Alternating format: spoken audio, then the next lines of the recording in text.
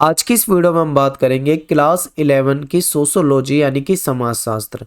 Chapter हमारा है तीसरा, सामाजिक संस्थाओं को समझना। इसके हम करने वाले इंपॉर्टेंट एमसीक्यू प्रश्न यहाँ पर, और क्वेश्चन काफ़ी कम बनते हैं चैप्टर में से, तो आपको याद करने में ज़्यादा दिक्कत नहीं आएगी। तो आप वीडियो को ध्यान से देखें, आपको अच्छे से समझ में आएगा। हमारी बुक है समाजशास्त्र परिचय, और इसके हम आपको कराने वाले हैं एमसीक्यू। टेलीग्राम ग्रुप आप जरूर ज्वाइन कर लो। क्लास 11 ईएसपी नाम से अपना टेलीग्राम ग्रुप है, आप वहाँ पे जुड़ जाओगे तो आपको यहाँ पे वीडियोस के लिंक वगैरह जो है वहाँ पे आराम से मिल जाया करेंगे। अगर आपको कोई दिक्कत हो, कोई डाउट हो, तो आप मुझे मैसेज कर सकते हैं। एकलव्य स्टडी पॉइंट ये मेरा इंस्टाग्राम पे यूज़र नेम है। आप इंस्टाग्राम पे सर्च करेंगे तो आप मुझे वहाँ पे फॉलो कर सकते हैं, और आप मुझे वहाँ पे मैसेज कर सकते हैं। मैं आपको टाइम निकाल के रिप्लाई करने का प्रयास करूँगा। तो चलिए क्वेश्चन शुरू करते हैं, और सबसे पहले देखते हैं पहला प्रश्न आपके सामने है कि पितृतंत्रात्मक परिवार संरचनाओं में अधिकार और प्रभाव किसके पास होते हैं। अब देखिए, अगर हम बात करते हैं परिवार की, तो परिवार दो तरह के मुख्यतः होते हैं। एक होता है पितृतंत्रात्मक और एक होता है मातृतंत्रात्मक। जो पितृतंत्रात्मक होता है उसमें अधिकार और प्रभाव जो होता है वो ज्यादा होता है। वो किसका ज्यादा होता है? तो पितृ वाले में पुरुष का जो के पास ज्यादा अधिकार होते हैं। ठीक है, तो आपका यहाँ पे ऑप्शन क्या हो जाएगा? बी जो है करेक्ट हो जाएगा। लेकिन अगर मैं यहीं पे क्वेश्चन आपसे ये बोलूं कि बताइए मातृतंत्रात्मक परिवार जो है उसमें जो अधिकार होते हैं और जो प्रभाव होता है वो किसके पास ज्यादा होता है, तो वहां पे आंसर क्या हो जाएगा अपना? स्त्री के पास। स्त्री, या फिर आपके ऑप्शन में महिला भी लिखा हो सकता है, तो महिला के पास। तो ये आसान है बिल्कुल, आप आराम से कर लोगे। अगला है कि the Protestant ethic and the spirit of capitalism. ये जो बुक है ये किसके द्वारा लिखी गई है? ठीक है, किसने लिखी है? ऑप्शन में है मैक्स वेबर ने लिखी है, रूसो ने लिखी है, या अरस्तु ने लिखी है, या कार्ल मार्क्स ने लिखी है। चार आपके सामने ऑप्शन है। तो देखिए, मैक्स वेबर जो है ये विद्वान थे, इनके द्वारा ये लिखी गई थी। तो अपना ऑप्शन क्या हो जाएगा? ए जो है वो सही हो जाएगा। अगला क्वेश्चन देखिए, निम्नलिखित में से कौन सा सामाजिक संस्था का प्रकार है?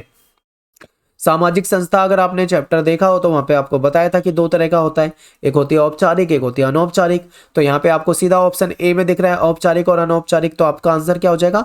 औपचारिक और अनौपचारिक, यानी कि ए ऑप्शन आपका क्या हो जाएगा? यहाँ पे करेक्ट हो जाएगा। अगला क्वेश्चन है, देखिए इसमें ऑप्शन तीन ही है, इसमें डी ऑप्शन टाइप करना मैं भूल गया हूँ शायद, कोई बात नहीं, आप तीन ऑप्शन को ध्यान से देखिए और इसमें आंसर देखिए। निम्नलिखित में से कौन सा औपचारिक संस्था का उदाहरण नहीं है? ठीक है, कौन सा औपचारिक संस्था का उदाहरण नहीं है? ऑप्शन में है कानून, शिक्षा और आपका परिवार। ये आपके सामने तीन ऑप्शन है। ठीक है, तो देखिए कानून और शिक्षा जो है ये औपचारिक में आएंगे, ये तो औपचारिक है। बट आपसे ये पूछा है कौन सा औपचारिक संस्था का उदाहरण नहीं है, तो ये जो परिवार है ये औपचारिक नहीं होगा, ये तो अनौपचारिक का उदाहरण है। ठीक है, तो आपका आंसर यहाँ पे क्या हो जाएगा? आपका आंसर हो जाएगा सी, यानी कि परिवार। इंपॉर्टेंट बहुत है, ये आपको याद रखना है।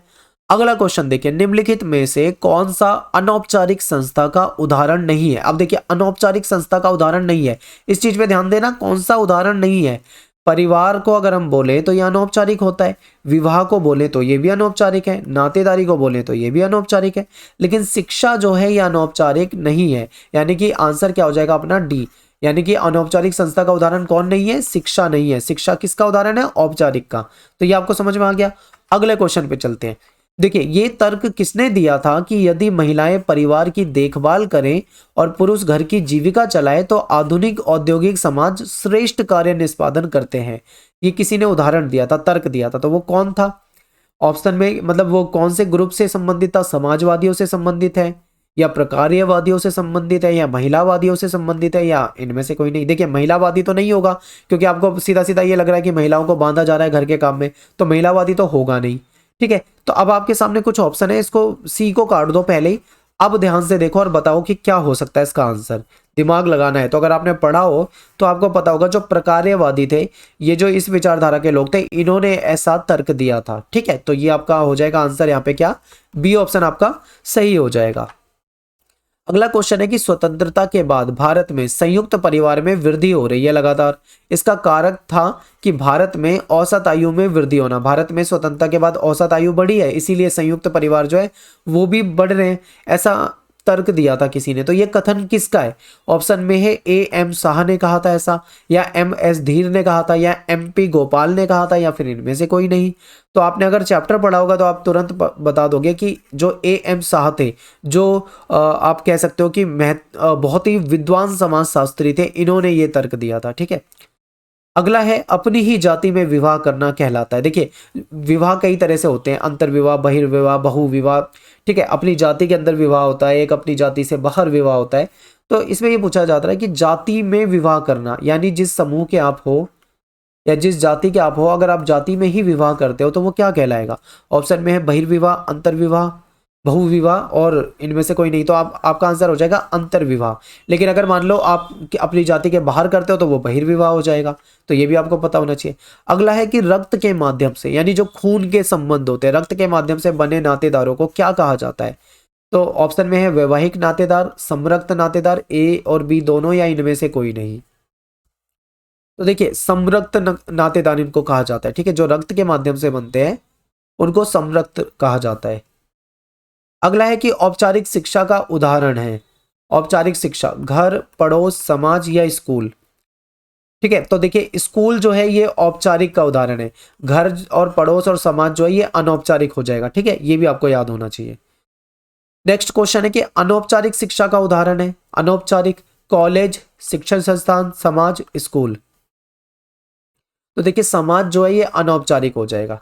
ठीक है, तो औपचारिक और अनौपचारिक ये आपको पता होना चाहिए। अब देखिए मैं आपको एक एग्जांपल से समझा देता हूँ। मान लीजिए कि कोई बच्चा है, वो अपने घर पे अपने माता पिता से सीखता है कुछ चीज़ें, और कुछ वो स्कूल में सीखता है। तो जो स्कूल में वो सीखेगा, ठीक है, जो भी चीज़ें स्कूल में सीखेगा वो क्या हो जाएगा? वो औपचारिक हो जाएगा। लेकिन जो घर पे या बाहर कहीं सीख रहा है वो अनौपचारिक होता है। तो ये चीज़ आपको पता होना चाहिए। तो यहाँ से अपना जो चैप्टर है ये खत्म हो जाता है। इसके जो इंपॉर्टेंट क्वेश्चन थे एमसीक्यू वो हमने यहाँ पे करे हैं। तो वीडियो को लाइक करें, कमेंट करें, शेयर करें और मिलते हैं आपसे नेक्स्ट वीडियो में। थैंक्स फॉर वॉचिंग सभी को। जय हिंद, जय भारत।